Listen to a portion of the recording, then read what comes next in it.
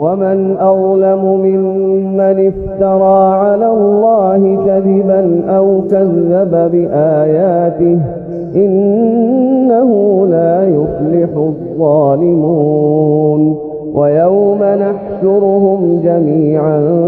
ثم نقول للذين أشركوا أين شركاؤكم